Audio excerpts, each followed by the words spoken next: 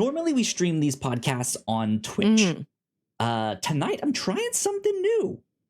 We're streaming on YouTube. We're live on YouTube. I have been thinking about making this switch. Never have. I just haven't pulled the trigger, and I've never truly tested it out. We do technically stream the Whatnauts review show on YouTube for like an unlisted stream for patron only people, all that good stuff. But yeah, first time like streaming publicly on YouTube. Here we are. Captain's Log number 237, where every week we thirst for the taste of legend. My name is Kyle Springer, and I am joined by Melissa Wilkinson. Melissa, how are you? Hello. I'm doing okay. I have a concern about plans for this weekend. Okay. I'm worried I'm going to have to go to a Hot Girl Brunch, and I won't be hot enough. Interesting. What's your game plan? Are you strategizing? Can we like mark their faces and scar them so that you are at the end of the day? No. Okay. You don't win by putting others down, Kyle. That's the number one rule. You're right. It is my roommate's birthday, and she said vaguely she wants to do a brunch, maybe. Okay. And so I've no details. I don't know if we are doing the brunch. I don't know where we would brunch. I don't know who would attend. But she's turning like 29. She's a football player. She's like an Amazon. And I've never met any of her friends or teammates, but I imagine they are also like just certified hotties who could kick your butt. And I don't know how to go out to brunch with these But Melissa, you party. As the sign over your bed will tell anyone. The sign over my bed says, "I found a good sale at Michael's." And I like ironic decor. No, I'm gonna go out there and I'm gonna feel like the aunt who has to chaperone these girls. Oh, just have fun. Just sit back and relax and drink some mimosas or have some pancakes or who knows what. What puzzles me is that she said she thinks she wants to go to brunch and some bars. And I'm like, brunch hours and bar hours are not adjacent to each other. Like, I don't think there's an overlap unless you're staying out all night. Well, you could do a brunch that lasts, you stay there for a little while, and then once the bars or just some places that have bars in them might not be like the nightlife yet, but right, there are places you can go. You can get alcohol in the middle of the day and start day drinking, and I think that would be fun. I think she goes harder than that. I don't think she's going to let me go to a nice, safe Applebee's. Okay. Interesting. Speaking of bars, I got to go to a cool bar this week. Ooh. Yeah. So it was my partner's father's birthday. And we got to take him out. We went out for dinner. And then afterwards, we went to go get some drinks at this place. He also works there as security when he's not on duty. And so he had some hookups that was like, maybe we can get into, like, we don't have to sit with like everyone in the main bar, but maybe we can go like in the private area and stuff like that. And it'd just be a much more chill experience. A banquet room just for you. Right, exactly. One table in a whole banquet room. And so there's this building downtown. I'm not sure the name of the building, but on the main floor that you go in, there is a restaurant. Like it's a restaurant, bar, lounge area called Tellers, because this building used to be a bank. A bank that was made in like the 1920s, not like oh, there's your like local PNC on the corner, right? Not that, like the 1920s bank that you would see in like a Batman movie. Okay. And like huge ceilings, amazing columns, all like Is this like the bank from The stonework. Mask where Jim Carrey works? Oh God, I haven't seen that in so long. I have no idea. What about the bank in Spider-Man 2 where Joel McHale works? Maybe closer. I'm thinking of like Washington DC style, like government building on the inside. But yeah, like I mean, just huge open space, gigantic columns. It's all like the original stone. Just like these ornate, like the ornate ceiling painting that was on there was completely restored a couple years ago, so it's gorgeous in there.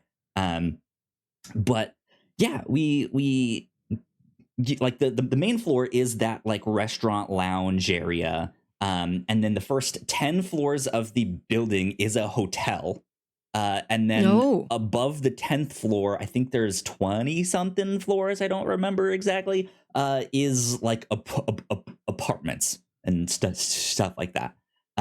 But in the basement, the floor just below the restaurant is where the old vaults used to be. And they have turned that into a bar called The Vault. And they still have all of the old vault doors in there, those big like 3-4 foot thick like steel doors, and those are the doors to the bar. You don't really get to touch them and open them, but they're right there. They're fantastic. Well, I understand if you can't play with them, but can you legitimately not touch them? You could probably touch them. I took pictures. Like, it is the way you get into the bar. You touched with your eyes. They have them. I think they raised the floor slightly so that like there is concrete around it so that they can't actually move. So it's not like they actually lock everyone in or who knows what, right? But man, it was a really, really cool bar. Nice. We, of course, because we knew some people, we did get to, we got like a private tour of not only the bar, but some of the building itself, the apartments. They're like dog park up on one of the floors on like the 18th floor or what have you. It's just like this outdoor dog park up on this apartment building. It's so cool. But yeah, we got to sit back in like the private section, and it was really neat. It was fun. Swanky.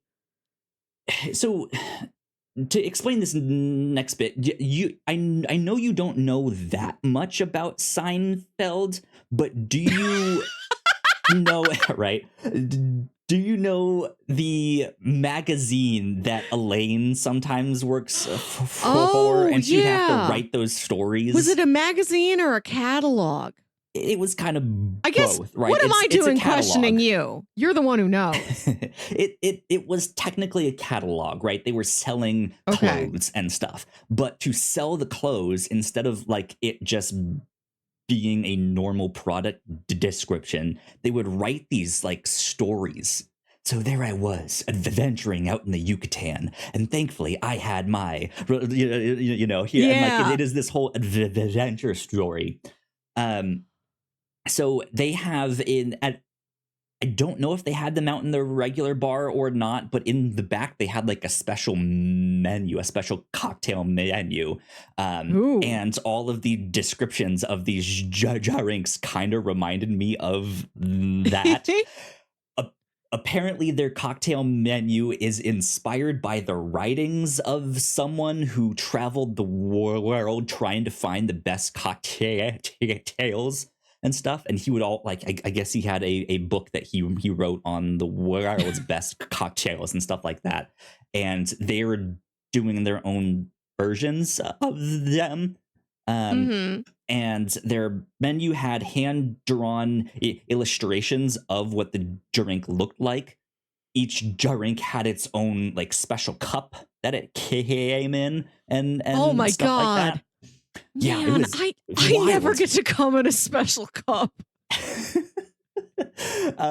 And this, like the drink that I had was it was called the Lala Rook, and it was basically a Japanese old fashioned, but also had like chocolate in it and vanilla. Ooh. And it had a whole cinnamon stick in there. It had like whiskey from Japan, all of this. Like it was a real fancy thing. It was fantastic.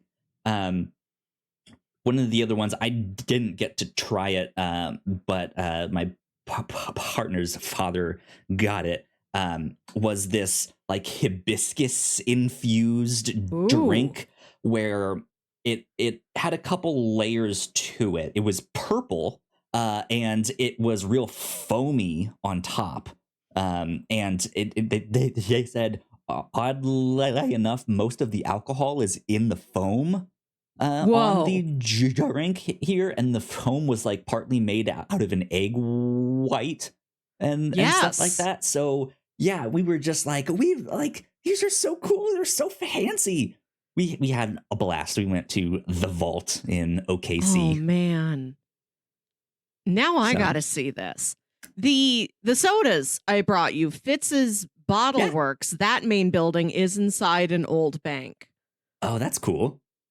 It's got a high ceiling. There's like a second level to the restaurant, but it doesn't sound quite as opulent as what you're describing. But you can see the Bottle Works. You see the little machines. That's cool. That's fun. We've got a selection of places where you can go and see the thing being made. We've got a notable pretzel shop. While you wait for the pretzels, you just watch. It's a whole family business. So it's just like a bunch of cousins back there. Just That's amazing. Making pretzel shapes. They make any shape you want. I mean, you have to special order it. You can't just walk in there and be like, a K for me, Kyle. But I want you one order that's it in ahead the of shape time. of Goku from Dragon Ball Z. Can they make that? We can do Mickey Mouse. We could do the alphabet. Snoopy if we really try. That's an extra $10 though. I don't know the most advanced pretzel shape. You know, there's pancake artists who will like make things with like pancake batter. We got one of those too. But I've never seen an extremely elaborate sculpted pretzel. I'm gonna have to look into that now. Interesting. What is the fanciest bar you've been to? Oh, we have a place called The Fountain that is a very Art Deco look to it. It's like where my brother proposed to his wife. It's where we had the rehearsal dinner. And they have a bunch of ice cream martinis. Amazing. That sounds good. Yeah, so you can get like some nice, like non-alcoholic, like sundae treats and perhaps the widest selection of ice cream martinis you'll ever see in your whole life. I've never heard of an ice cream martini. They're different ice cream cocktails. I don't know. I think like I've had like a rosy milkshake, but that I feel like is almost the bottom rung of like ice cream cocktails, if you consider that a cocktail, right? I guess a milkshake is a cocktail. I don't know what isn't a cocktail. A mixed I know drink. I'm not an expert, right? I know it when I see it. I'm not one. You're not one. Mirror. This podcast is not one. I can't see a cocktail. Is Mountain Dew Code Red a cocktail because they've infused it with cherry flavor? It's Mountain Dew with cherry. I think a cocktail has to be at least 2 ingredients combined together. No. Now, if you had a Mountain Dew and then you poured grenadine into it, I suppose that is some form of a zero proof cocktail. Sure. Yeah. When we were kids, our dad would make us kitty cocktails that was the juice from a jar of maraschino cherries poured into a Sprite. That works. We loved them. Haven't had them in a long time. Got to get back to that. Got to buy a jar of the neon red maraschino cherries. Good stuff. The fountain. Art Deco. Yeah, that'd be a fun place. Come by. Come here, I'll take you. And I'll take you to that combination Simmons Bank and frozen custard we've talked about previously. Yes. Hi, I have some ice cream I'd like to deposit. In my stomach. In mouth, please. Ice cream for mouth. In a safety deposit box. In a safety deposit mouth. Speaking of turning a specific building into something else, we've talked about the Galactic Star Cruiser, the immersive Star Wars hotel experience outside Disney World. I mean, it's in Disney World. I say outside Disney World because it is not within the bounds of a specific park, but it is in the resort. Right. You don't walk down. You're not in Magic Kingdom and you turn the corner from It's a Small World and there's a Star Wars hotel. It's a separate dedicated building. That's going to be closing I saw that later this fall. Yeah, it's only ultimately going to have been open for a year and a half, which is I really appreciate that they gave something this strange a try. This, like, you come for like 2.5 days. You have like one excursion to Batu, to the Black Spire Outpost, to the Star Wars land in Hollywood Studios. But otherwise, you're entirely in this place. It's fashioned to be like a space cruise ship. Everybody is in character. There's like 8 original Star Wars characters with like really cool like makeup, who are just fully improvising, reading. Like, they have a script. There's a story. Every voyage you go on has a story, and they interact with you. Like, you kind of affect the story. There's appearances from Rey and Chewbacca, the main Star Wars continuity favorites. There's a restaurant where there's like a Twi'lek dinner show, and you can eat blue shrimp and other really cool looking space food. There you go. Good stuff. It was never for me, but I respected trying something this big. And it was cool to see all the vlogs from people who got to go. So, don't cry because it's gone, smile because it happened at all. But they've announced that they are closing this experience.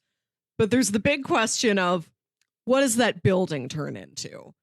They're like, are they going to turn this into just a general Star Wars themed hotel without all of the immersive, dinner theater experiences to it? Are people going to like that? Is it the right scale? Because it's only like 150 rooms or something, compared to like these much larger resort hotels.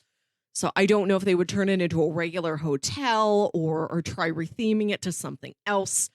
But I was watching one video from Offhand Disney, who's like, what if they just turn this building? And I would love to see it like used for something else guest facing. But what if they just turn it into like Walt Disney World Resort, like corporate offices or something? They're not going to be able to take the Star Wars theming out of that. You can give it a paint job, but you're still walking through a round door. Everything is still silver. And he's like, I love the idea of people just going to an everyday 9-to-5 desk job doing accounting or whatever in a building that is clearly supposed to be a starship. Yeah. God. I saw this on Twitter, immediately thought of you in the sense that like I know that she like is watching videos, watching YouTube stuff, like she's all about this news right now. I like, that is the thing, is that I didn't know too much about it, except that it is like in character all the time. There is a story, and I think if I had ever had the opportunity to go, I think that would have been my concern. Is like, I I would love to go and experience something like that, but only so much of something like that. And I don't know if I would want to be there while I'm getting harassed by stormtroopers, or I have to help Ray go do something. I'm just sitting here reading comics. Leave me alone. I want to be in Star Wars, but not be in Star Wars. From what I've heard, they were very good at kind of recognizing when somebody was an introvert, or when they wanted to hang back, when they just wanted to watch and not engage. Sure, so yeah. like they wouldn't drag you into the story if you didn't want to be in the story. It is so funny watching the vlogs, and there are dramatic story moments happening. Like Ray sneaks onto this space cruise ship, basically, just to like get some piece of like resistance info from somebody there, and just to get out before the First Order officer catches her. It's like all the actors are doing this really dramatic scene, and they're like calling upon like the people around them, like the civilian, just like cruise attendees. And there's always so many of them around. And that's something you don't see in a narrative. It's either big, formless, faceless crowd, or an immediate group of main characters, not just like a throng of approximately 25 people staring at them, like holding their phones. Like you're looking at something out of a movie, but also something entirely unlike a movie. Right. Yeah. Why aren't you guys just standing there? Help me. Right. It is so fun when you see like a little kid bravely speak up. Like that little kid really wants to help Ray. Right. Yeah. Yeah. That's good. That's fun. Yeah, I mean, even the Star Wars Clone Wars podcast that I've been listening to that has been watching the show and making their companion podcast, have been talking about it, of just like, oh man, it got shut down. If look, we know it's going to be impossible to get, like it was already impossible to get in. We know it's going to be even harder now, but if there's anyone that can get us in, please, we're a Star Wars podcast, like come on. But yeah, no, they've been, it's been the talk of the town that it's shutting down. Yeah, I hope they find another way to integrate like the characters there. I really liked all the original characters they had. They're all cool designs. I hope they would show up in something. Another like experience at the parks in the Star Wars Galaxy's Edge area, or throw them into a comic book. I'd love a comic book set on the Halcyon Star Cruiser. Yeah, I'd read that one. Hold on a sec. I think I can't tell. Yep, it is. I have a bug inside my headphones. What? Yep. It's one of those. Oh my god, a bug. Not even like a spy bug. Nobody's spying on you. Just like a little wiggle guy. Can I get it out? It's one of those like earwig things. What? How'd that get in there? Where did those come from? We have them every so often in the house. But man, I like, he's alive, he's moving around, but I don't like, he's trapped. Ah, he's out. Haha. Ah! On the floor he goes. The cat will eat him. Over there. Man, so yeah, I mean, we get those bugs every so often. We have a company that comes and sprays the house, like the outside of the house, so bugs like that get killed. But I also, my charger for my headphones is on the floor, like back behind all my stuff, so I have to put it back there. In fact, we were on a podcast last weekend, and I thought there was something in the headphones, and I like took it out. I couldn't see anything, but then tonight, yeah, like I felt something like on the tip of my ear, like the very top, and I was just like, that, like, I wonder if somehow it got like back in behind the mesh and it's like trapped in there or something. But no, it was just walking around on the headphones, just completely. This is urban legend kids tell each other at camp, and it just happened to you live on the podcast. I've never heard of a bug getting inside a headphones. Yeah, especially an earwig, right? What? I guess they're attracted to ear things. You know, they know where they're supposed to go. They know their destiny. Well, that is the urban legend. Like they're called earwigs, but they don't actually like crawl in people's ears or anything like that. They're called earwigs, but you never see them wig. Right? Exactly. But they don't wear wigs. What's up with that? Myth busted.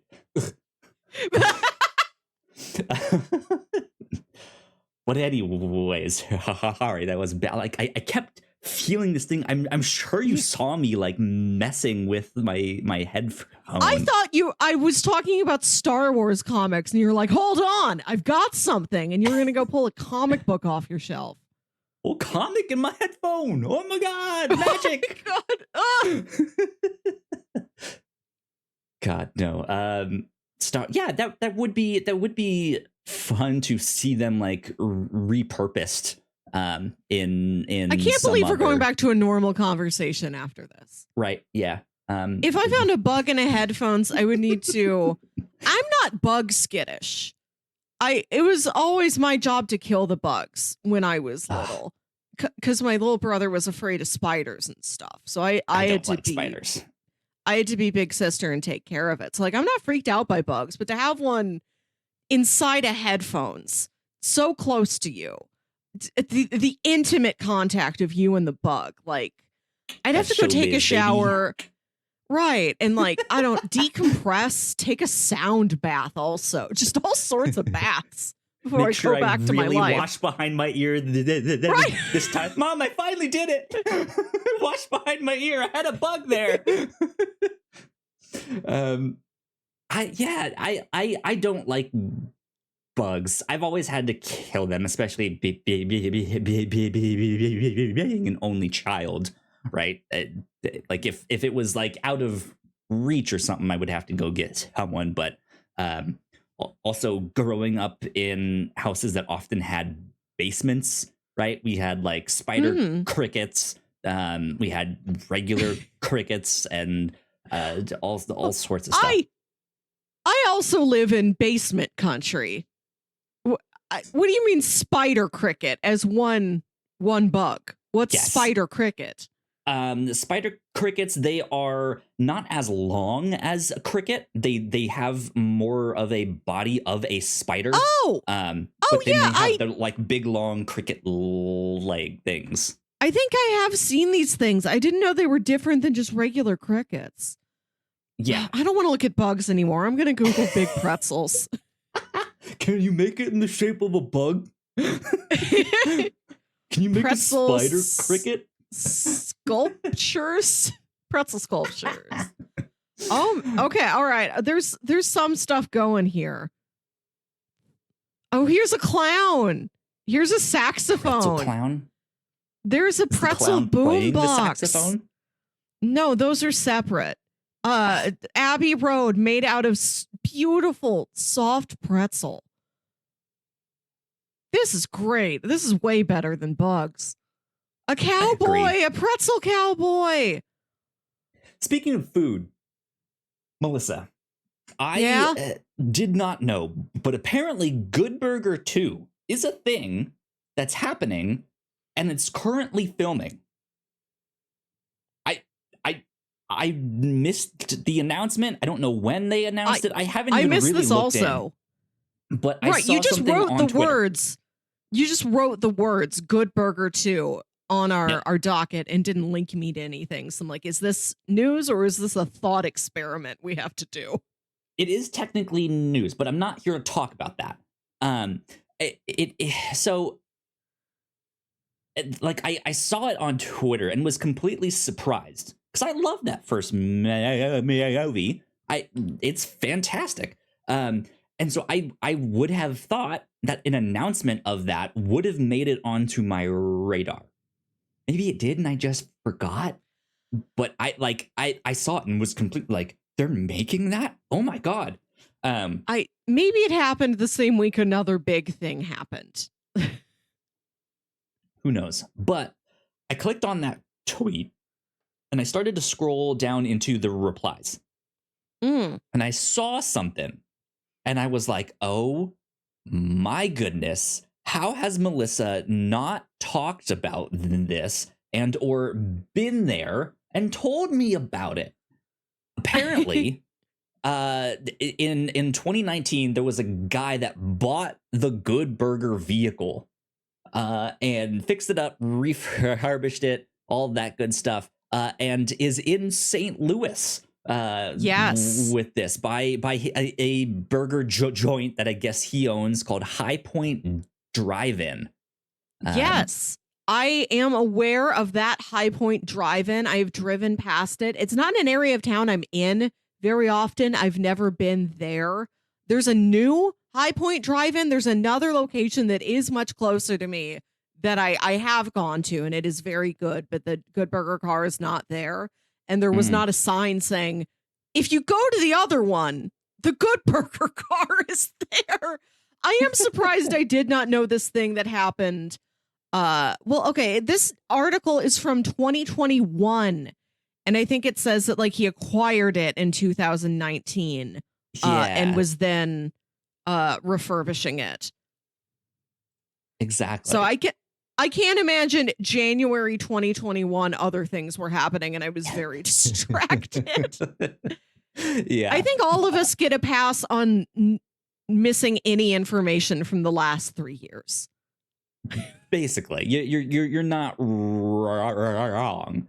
But I just like, I feel like this is the perfect kind of like podcast story that we would have as you, like, when you came out here to visit, you researched all the cool places and stuff like that, and I feel like I just discovered something about St. Louis. You've mentioned things, right? Many things, all sorts of malls and museums and the fountain. I now know about the fountain too, but like, you haven't mentioned this. I was Melissa, unaware. I'm oddly disappointed. I was busy. I needed to know when my parents can get vaccinated. Like, I had other stuff on my mind. I wasn't going to a burger first. Place across parents across second. Town. There is a local auto body shop that made first they made Mater from Cars. Then they made Lightning McQueen from Cars. Mm-hmm. Then they made Dusty Crophopper, the plane from Planes, the spinoff of Cars. And then they made the Ecto-1 from Ghostbusters. So all four are like clustered together outside the auto body shop as like a photo op and a display of look what we can do. And I drive by it all the time. They're well cared for. I'll say that. I love that whenever I drive by them, they always look nice and clean and well maintained. And I'm very happy to see that. That's fun. So that's not the only one. Just letting you know, there's other weird cars you can see if you come to St. Louis. Have you ever seen the Oscar Mayer like wienermobile thing? Is that still a thing that happens? Does that drive around? I've not seen it on the road, but I have seen it parked in like a storage lot for novelty advertising cars like that. Like it was the wienermobile next to a car shaped like an Oikos Greek yogurt cup. Okay, sure. Don't quote me on that. It could have been Chobani. But one of the Greek yogurts. I was pulled up at I also would have believed Trix yogurt. Not that one. There might have been some other kind of cereal car. Like every novelty shaped vehicle that a company makes to promote itself. Like in the off season, they parked in this one lot together. At the stoplight right outside my apartment the other day, in the morning as I'm going to work, I glance at the car next to me, just some normal Toyota sedan, and written in big chalk letters on the back window was "I heart hot moms." Oh, hell yeah. I agree. Right. Yeah. Me too. Don't we all? Right. Yeah. And I'm like, you would presume that might be done as a prank. I don't know if there's anybody. I don't think this is like a subplot in one of the American Pie movies where one of the characters is like, I really love hot moms. I'm going to paint that on my car. I'm going to see if that gets me more hot moms. Or not even to acquire. Just to provide the accolades out there in the world. Hey, hot moms. We don't have to have anything to do with each other, but good job. Keep it up. Keep being hot. Thanks. Right? Keep being moms. So I was like, am I witnessing a prank? What is it? I don't know. I just, yeah. It's a true statement. That's what it is. You're right. I can't say it's a lie. It probably isn't. Like, who would say I hate hot moms? What a web that turns into. Oh, so you're against the powerful maternal figures in our world. I have not seen the Wienermobile. All right, thanks for confirming. You're welcome. I have seen like the Red Bull cars driving around. It's that was back when I was in Richmond on campus, right? They would also like, especially like during exam times when they knew like people were studying, they would even like go just like leave cases of them like out in our like common area and just be like, have fun, good luck. That happened to me once at the Muni, this outdoor summertime musical theater I tell you about every year. When you're waiting in line to get into the free seats, hot Red Bull girls came around and gave you free Red Bulls. Good stuff. I have no more to say on that Good Burger car or the Oscar Mayer Wienermobile. So I say we take a quick break, do some housekeeping, and then we have some pop culture news to get to and stuff like that. So yeah, we will take a quick break. Here at the Whatnauts, we make multiple different shows, and a lot of hard work goes into making them, so we would love it if you check them all out. If you enjoy our shows, patreon.com/thewhatnauts is the best place to show your support. For just $1 a month, you can get early access to episodes, and at our $3 tier, a Patreon exclusive podcast, The Pilots Club. You can even get a shout out and thank you on most of our shows at the $5 tier. And if you're one of our patrons already, thank you so much. It means the world to us. You can find out more information on our website, thewhatnauts.com, as well as your favorite podcasting platform of choice. When you type in the Whatnauts, all of our shows will pop up right there. Just don't forget to give us a nice rating and review if you like the shows. You can also find us on YouTube and Twitch for video versions of the shows, trailer reactions, and live streams. And lastly, we have merch. If you want to grab yourself a shirt or a hoodie or a mug or something else, head over to thewhatnauts.com/store to pick up some merch today. All right, we are back. A big shout out to all of our Patreon supporters. We love you a lot. We appreciate you. Cool things that we've been up to here at the Whatnauts. First of all, on our patron-only show for the $3 tier and above, the Pilots Club, this month we covered Moon Girl and Devil Dinosaur. A great cartoon. I liked that one a lot. But coming up for this next month, we are going old school, going all the way back to the pilot of Cheers. We are also covering The Good Place on the review show for our end of the month specials. And so we thought we'd get a double dose of, what's his name? Ted Danson. Thank you. I was blanking on his Put name. on your tap shoes. We're going dancing. There you go. Ted Danson. So we got a double dose of that. I think that'll be a lot of fun. More stuff over on the review show. We just covered a 1950s movie called The Wages of Fear. This is a French film, though it's rather international. There's a few different languages in there. And boy, it is a tense movie. It's about a handful of people who get hired to deliver some nitroglycerin to an oil fire because they've tried everything else put it out, except cause a second explosion to hopefully blow it out. But that was a good one. I liked that one. I'm like, that was one that I knew going in was like, we're also kind of watching that for like film education, right? Like cinema 101. But yeah, it's one that I've found myself consistently thinking of since I've watched it. So it's a powerful film. We watched it the same weekend we went to go see Fast 10 on purpose. We're like, let's watch the fastest car film and the slowest car film. Exactly. And it is a thrill ride in its own way, The Wages of Fear. Absolutely. So yeah, that's over on the review show. On the Reactor Core, Melissa and I have been keeping up with our reactions to Yellow Jackets. Season 2 is happening right now. The season finale is this weekend. Tomorrow. Tomorrow. So be on the lookout for that, because we will have our reactions up very soon. And then last week, right here on the Captain's Log, Hot IMAX Summer has begun. Melissa, you already went to go see Fast X in IMAX. But there are a few movies on our list that we want to go see in IMAX and stuff, and you have decreed that you will see as many of them as you can.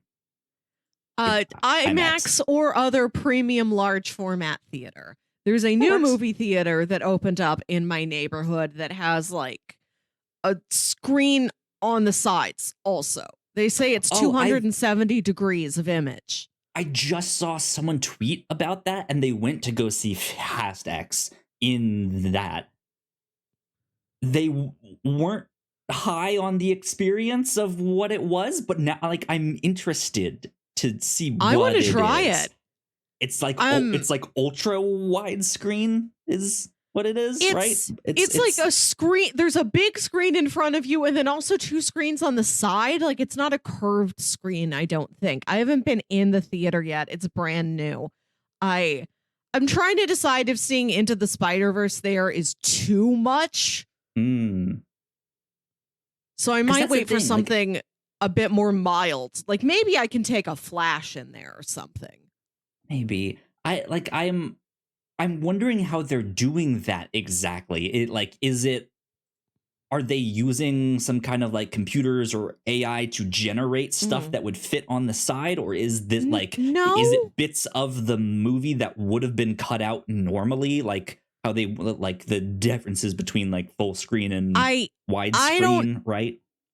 I will send you the picture that was in the email newsletter for, hey, the theater is open.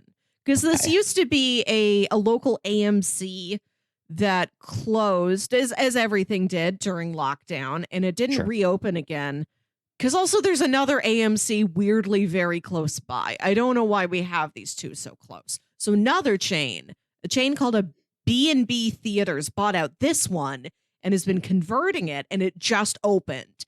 And like I haven't been inside yet. So I will send it to you. Oh boy. There's some in Oklahoma, but I don't know if they're near you. There's one in Tulsa. You could go look it up. Tulsa's not too far. The one there is called Tulsa Star World 20. If you want to go to a whole world of stars. Interesting. I will have to check it out. So yeah, that would be, now that I've had the experience of 4DX, right? I need something new. I need the next thing. I need my next hit, right? That'll be an interesting one. But yeah. So let's see. We already mentioned Good Burger 2. That's apparently a thing and happening. Melissa, you wanted to talk about the new season of Futurama. Debuting July 24th. I found the link to the screen. I am sending it to you. Please observe the screen. Yes, please. Take a look at those fun pretzels I sent you also. I cannot believe some of those pretzels. There's an Easter Bunny pretzel that's like 3 or 4 feet tall. It's bigger than a child. A whole child's worth of pretzel. for the Easter family holiday. New season of Futurama. We talked about this. I feel like the news hit not that long ago that they're like, Hulu is rebooting Futurama for another new season. Futurama, a show that originally aired on Fox starting in 99 or 2000. The pilot is a New Year's Eve episode, so I forget on what side of the millennium it actually aired on. But it aired on Fox for 4 seasons and was canceled. Then it had 4 like direct-to-DVD movies. And then it was rebooted on Comedy Central and ran another 4 seasons there. So there have been multiple endings to Futurama. But I found that every time it gets rejuvenated, there's good stuff there. Like, it has a really promising life cycle, this show does. It's the sci-fi angle, the speculative fiction, and the parody I think you can keep it really fresh. There's always something new to adapt, something new in culture and technology, right, or some sci-fi genre spin they haven't done before. The characters are really funny and really sweet. It's got a lot of heart to it. There are multiple like tearjerker episodes of Futurama. It's a show I love very much. I think it is the only sitcom where I have seen every episode. I think it's just Futurama holds that record. But the show is airing on Hulu, and new episodes are coming out July 24th. That's so soon. Yeah. Yeah, Futurama is it's a show that I am really interested in and haven't watched. I remember it when it first got started, and it spoke to me in a way that The Simpsons did not when I was younger. I've mentioned on the show before, The Simpsons always felt like my friend's older brother's show. Like, that's what they were into. But by time Futurama was getting started, like it sci-fi, there was some aliens in there, like all that. I was like, I like that stuff rather than just like normal Earth family from the Midwest, right? The Simpsons are from a mystery place. They are from any and all Springfields, although I will tell you that the creator grew up in Oregon, and there are a lot of Simpsons characters that are named after streets in Portland. There you go. Interesting. A fact I did not know. But yeah, like I just from the get-go was rooting for Futurama, and that was always the case. It got canceled and then rebooted on another thing, canceled and rebooted again. But I've always heard nothing but good things. That like, you know how some shows will do the like it maybe was good for the first 3 seasons and then took a dip and then was bad. Like that might be the case for this show, but I haven't heard that really. Like, just generally speaking, they're like, it's good. It's all good. It is. Yeah. I mean, it's a very episodic show, so some episodes don't hit you as hard as other ones, but even up in I think every season of the show has got a couple episodes that are real gems. Yeah. It is on my list of like, one day I need to watch all of it. We've talked about doing a review show episode where we do a survey of the show, like we did with Twilight Zone for Halloween. Yeah. I could absolutely provide you with 6 pivotal episodes of Futurama. And in fact, the article I pulled up when I Googled new episodes of Futurama, I got an article from Collider. It gives you a bunch of different info, including the episodes. How many episodes are there? So there's going to be a 10 episode season and then another 10 episode season. Like, it was rebooted for like 2 short seasons, I guess. So we've got like the titles and writers of all of the episodes for this new season coming out this summer. And one of the episode titles indicates that it is a sequel to a previous beloved episode. So I've got a nice place to start. Cool. Yeah, I've seen bits and pieces. Just being on Comedy Central or Adult Swim, I think at one point. Um, yeah, I've caught bits and pieces, but that's kind of about it. Um, so I'm glad that it is coming back. That they're making more of it, because yeah, I think that like it fits like the it. It's different than the way Family Guy expanded, right? Where Family Guy Uh, went to American Dad and the Cleveland Show and stuff like that, where every expansion that it did was ultimately just the same thing, like the same yeah. formula. Mm. Whereas The Simpsons and Futurama is not really the same formula. Maybe it is, like at its core level, but it's so They they're doing. It feels like they're doing different things there is with a the show. key difference in that The Simpsons is a family Right. sitcom and Futurama is a workplace adult friends and relationships sitcom. Exactly. So you've got these Exactly. two different formats to begin with, but yeah, they are, I think, emotionally similar to each other. Sure. Yeah. Yeah. Um. Man, I am excited for that. King of the And then Hill. yeah, Oh, just as a side note, while I was looking at this Futurama article, I saw something else suggested here on Collider that was also Hulu is doing new episodes of King of the Hill too. And I'm like, I didn't yes. hear that one. That one's new. That one I knew about. Yeah, I think they announced it like earlier this year. Um, so yeah, but they like the original cast is coming back. They got all of them. I'm excited about that one, because that's a show that I've seen bits and pieces of. Haven't watched it in its entirety, but everything I've seen of that show, it's great. It's so good. It was a show we watched sometimes. We were mainly a Simpsons family, but sometimes we would watch King of the Hill in conjunction because it would air, in the same block. Sure, yeah. My mom didn't like it because they would swear sometimes, and it was the most mild swearing. Damn it, But that's Bobby. like that's the one thing my mom doesn't like, is that she doesn't like a damn or a hell. So she Sure. didn't like us watching that. I think The ones she's like that this. most cable networks are okay with. Or at least when we were that age. Sure, yeah. No, she still does it. Sometimes I will go on a long drive with her and I'll try and put on a podcast, and I can put on like the most mild mannered, positive, mom friendly podcast. Like they're talking about crossword puzzles or something. But if they say, I fucking love crossword puzzles, my mom will be like, Whoa. Not a fan.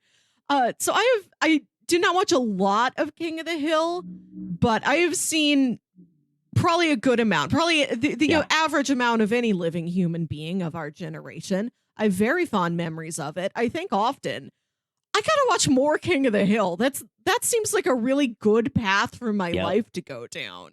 King of the Hill is my anti-drug. I agree. It's a good one. It's a good one. Yeah, like I like there are certain things that they announced that are like, we're reviving it, we're bringing it back, and there's certain ones that I'm just like, is there really an audience for that though? And then there's ones like this where it's like, it's Futurama and it's King of the Hill, and that, like, even though I was never one of the like consistent viewers of that show, I'm like, yes, even I want more of that for the eventual day that I sit down and watch all of them. Give me more, because I know this is a thing that I like. This is one of my end game plans for if we keep doing the review show for a very long time, is we'll eventually reach a year where we're just watching all of King of the Hill. The Whatnauts is now a King of the Hill website.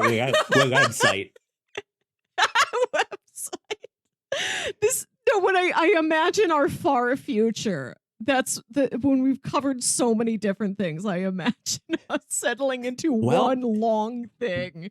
The only thing that's left is King of the Hill. Melissa, we've covered it all. Every comic, every movie, every audio drama, every TV show except King of the Hill. What is exciting about this reboot is that it will jump forward in time, in approximately real time. And I'm so excited to see who the heck adult Bobby is. Yeah. Who does that sweet little boy grow up to be? What is retirement age Peggy? I love that. That is one of the things that I also really liked even about Avatar: The Last Airbender is that show and its sequels and spin-offs like aged with you, right? And it makes you feel no matter what age you were, it was always there. And King of the Hill is now coming back, aged up with me. And I'm like, man, that's my man Bobby right there. Yeah. Zuko, I know you've got your fire bending, but have you tried propane? Exactly. Damn it, Zuko. Propane.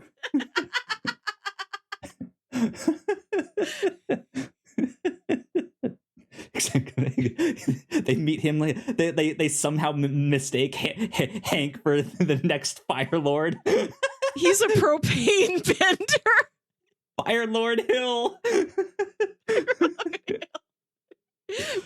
Flamio Hotman. Flamio Propaneman. Good stuff. I'm excited about that. I'm excited. I love that that's what King of the Hill's brand is. It's settled its brand in like the most mundane stuff possible. We all know that about Hank Hill. He sells propane. Yep. He's got a flat butt. He has a narrow urethra. Like, those are the Hank Hill facts. Yep. It's not like Homer Simpson where we know one time he went into space. Good Lord. Man, I'm excited we're getting more of these shows. Do you have any other we don't really have anything else for our like cinema corner stuff this week? Do you have any other of final thoughts? I swear that today I thought I watched some really good movie recently, and then I remembered it was The Wages of Fear. So no. If only we had a whole podcast talking about that right, one movie. I did it already. Yeah, exactly. Cool. Well, good stuff. I was about to say something. Now I completely forget. Oh, well, let's wrap things up there instead then. Yeah. Let's see. Melissa, where can the people find you on the internet? I can be found on Twitter and Instagram at Wilkywit, WILKYWIT. Although I have been thinking I haven't touched either of those in a very long time. And maybe I should set up another way at which I may be contacted. And I thought about making an email address. There you go. And I'm like, is that a good idea or is that deeply square? Like, if you want to get in touch with me, send me an email. I mean, that is a good, consistent way. Social media has had its ups and downs, right. And maybe that slowly sinking ship that is going down and down and down and down and down. But email. But yeah, email's going nowhere. As someone who works basically in email. Yes, me too. It's as much as I want to say it's an ancient technology, it's just kind of there. It's just evergreen. Along. It's those like bottom of the barrel consistent cars that just won't die, right? It's ugly. It barely works, but it works. An email can be anything. You don't have to call an email ugly. They can be pretty ugly. You should see the ones I have to make. They're pretty bad. I'm not asking somebody to send me a newsletter. They're not here to tell me about the hot dog grill on the quad. Well, you know, you never Kappa know. Delta Phi is here grilling hot dogs for charity. Come by the quad. With us talking about our wiener cars and yogurt cars and all that stuff, you never know. Someone out there might be like, she's my mark. I'm going to sign her up for all of these newsletters. Here we go. Oh, no! right. I forget that if I Wiener gave my Car email to somebody, Weekly. they could give it to anybody else. Exactly. You've been signed up for ilovehotmoms.com. Sounds like a great website. Also, I have another podcast. It's called Saturday Morning Obscurities. It's me and my brother Jams. We talk about weird old kid shows you feel like only you remember. Good stuff. You guys can find me at Yo Kyle Springer on Twitter. And if you guys would like to stay up to date with all of the stuff that we do here at the Whatnauts, we are at the Whatnauts on Twitter. So please go like, share, and subscribe. You guys know the deal with all of that stuff. If you're watching this on YouTube, we got more videos right over there. Help us out if you check those ones out too. But yeah, this has been number 237 of the Whatnauts Captain's Log. We will see you all next time. Bye. Bye.